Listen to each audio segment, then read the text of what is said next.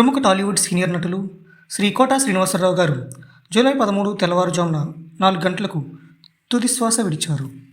కోట శ్రీనివాసరావు గారు ఆంధ్రప్రదేశ్ రాష్ట్రంలోని కంకిపాడు గ్రామంలో జూలై 10, 1942న బ్రాహ్మణ కుటుంబంలో పుట్టారు.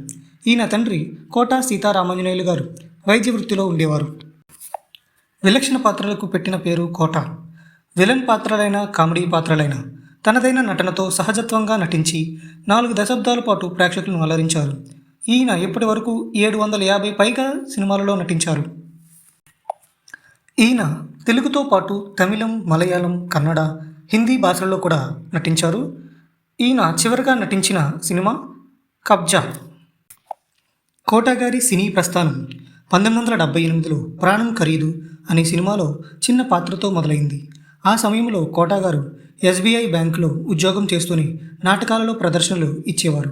ఈ నాటకాలలో ఈయన చేసిన నటనను చూసిన సినీ ప్రముఖులు కోటగారికి సినీ అవకాశాలు ఇచ్చారు. 3 ముళ్ళు, చిరంజీవి గారి దేవాంతకుడు వంటి సినిమాలలో నటించారు.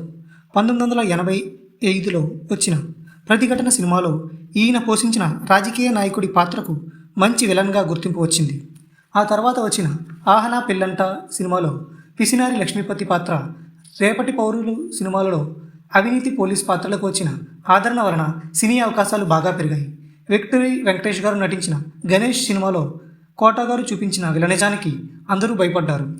ఇంట్లో ఇల్లాలు, వంటింట్లో ప్రియురాలు సినిమాలో కొడుకుని ప్రేమించే తండ్రిగా, మాయలోడు సినిమాలో కసాయి తండ్రిగా, ఆడవాళ్ళ మాటలకు అర్థాలు వేరులే సినిమాలో ప్రేమను దాచుకుని కోపంగా నటించే తండ్రిలా, బద్రిలో ఒకలాంటి తండ్రి, ఈడియట్లో ఒకలాంటి తండ్రిలా, సత్యం సినిమాలో ఒకలా, బొమ్మరిల్లు సినిమాలో ఒకలా, టెంపర్ సినిమాలో జడ్జిలా, అతడు సినిమాలో పొలిటీషియన్లా, మల్లీశ్వరి సినిమాలో డబ్బు కోసం ఏమైనా చేసే వ్యక్తిలా, గబ్బర్ సింగ్ సినిమాలో తాగుబోతు పాత్రలో మందుబాబులం మేము మందుబాబులం అనే పాట పాడుతూ కోటగారు చేసిన నటనకు అందరూ ఫిదా అయ్యారు. ఇలా ఎన్నెన్నో విభిన్న పాత్రలతో, ఒక పక్క కామెడీ పాత్రలు, ఒక పక్క విలన్ పాత్రలు, ఒక పక్క తన నటనతో కన్నీళ్లు తెప్పించే పాత్రలు చేశారు. రాజేంద్ర ప్రసాద్ గారి ఆ నలుగురు సినిమాలో చివరిలో కోటయ్య పాత్రలో కోటగారు చేసిన నటనకు ఎవరికైనా కన్నీళ్లు రావాల్సింది.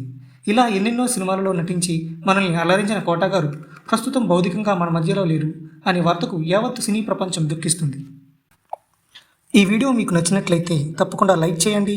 మరింత ఇన్ఫర్మేషన్ కోసం ఛానల్ని సబ్స్క్రైబ్ చేసుకోండి. Thank you.